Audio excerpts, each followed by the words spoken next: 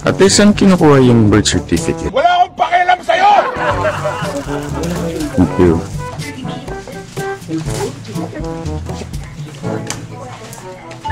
Isang reference lang.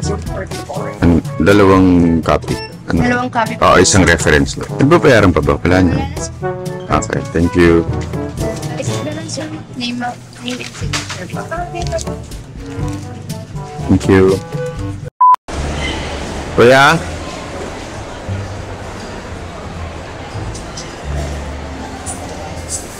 Masarap dito eh.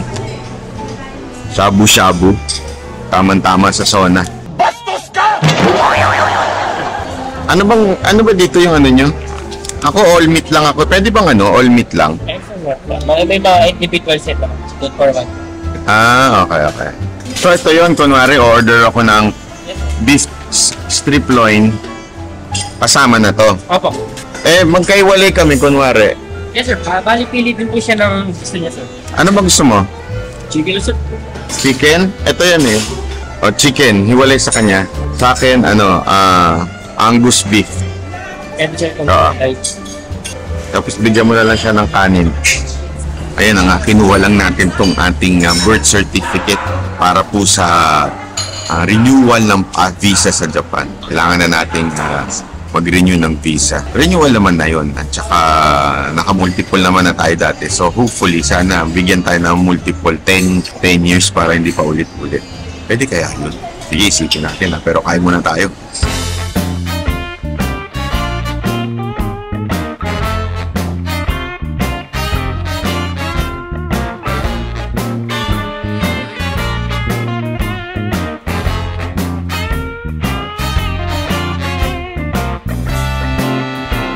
Pakaka na natin to. Kaya unahin natin yan. Bahala na. Halo na lang yan. Dito ba to? Dito to so. Ano? Ito. Pareho po sir. Pareho lang. Kalate pa dito kalate. Okay. Meron pagmukhang time. Pag ka, dito ko eh. Ito, kung fresh lang sana to, ilalagay yan dyan eh. Mas kuha tayo sir. Ito. Ibig sabihin, sa Japan kasi iba yung itlog nila eh. Sige na nga, ginawa natin ng halo. Bahala na si Batman. Halo lang ng halo. Bahala na. Yung lasa niya.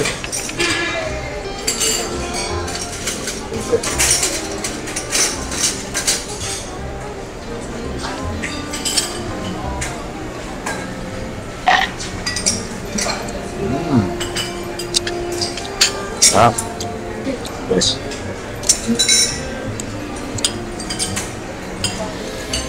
Cheat day.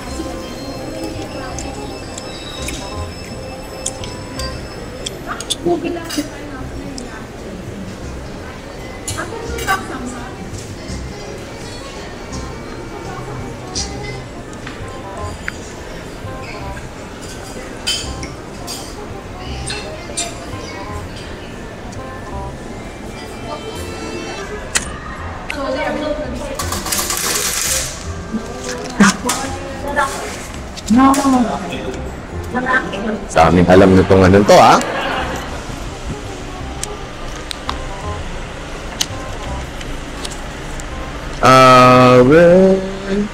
Aben. Sasapakin ko yan. So eto na nga, nakuha na po natin itong ating birth certificate sa National Bookstore. So madali lang kumuha ng birth certificate. Tatawag ka lang sa PSA, may hotline sila o order ka, babayaran mo through GCash. Tapos kung saan mo gustong ipa-deliver. Pwede mo naman ipa-deliver directly sa iyong bahay o sa kondo. Kaya lang kasi minsan pag wala ka doon, hindi nila iiwan. So dapat ikaw mismo yung tatanggap. Syempre, di ba? tayo ay tulog sa umaga at sa gabi na tayo sa hapon na tayo. Usually, hindi ho nila. Nakailang order na ako tapos i-deliver ayaw iwan. Kaya this time, ang ginawa ko, yan ang iwan ko na lang sa National Bookstore. O na, kahit ano yan, meron kang pagpipilian kung saan pwedeng iwan. Take note ha, matagal na po ito. Baka sabihin nung iba, ang kinin nung iba. Sabihin na naman nila, ngayon lang yan. Kita mo na, ang dali-dali na ng buhay ngayon. Hindi ganun yun ha, matagal na po ito. Noon pa, may ganito ng proseso. Huwag kayong credit grabber, mga animal kayo.